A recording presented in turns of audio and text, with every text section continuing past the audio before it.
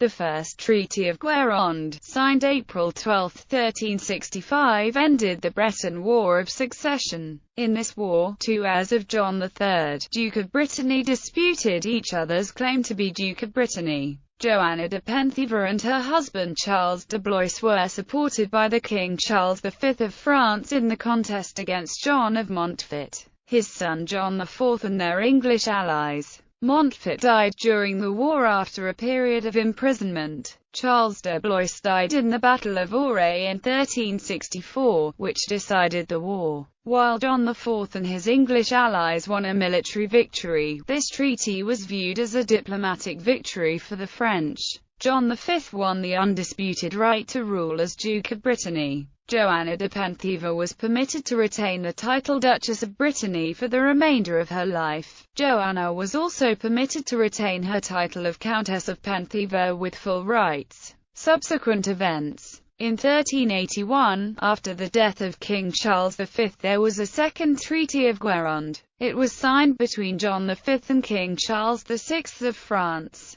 This treaty confirmed Brittany's neutrality in continuing military conflicts between France and England. It granted Joanna de Penthièvre a pension, and it established that if the House of Montfort failed to produce a male heir to the dukedom, the senior-most male heir of Joanna de Penthièvre would become Duke of Brittany. It had been the insistence by the House of Montfort on male inheritance to the ducal crown that was at the centre of their dispute with Joanna of Penthièvre. This provision settled the rights of inheritance to the ducal crown of Brittany. However, before any member of the House of Penthièvre could benefit from it, the ducal crown was merged into the crown of France. The provision was likely moot because of the events of 1420. In 1420, descendants of Joanna of Penthièvre attempted to regain the duchy by imprisoning John V.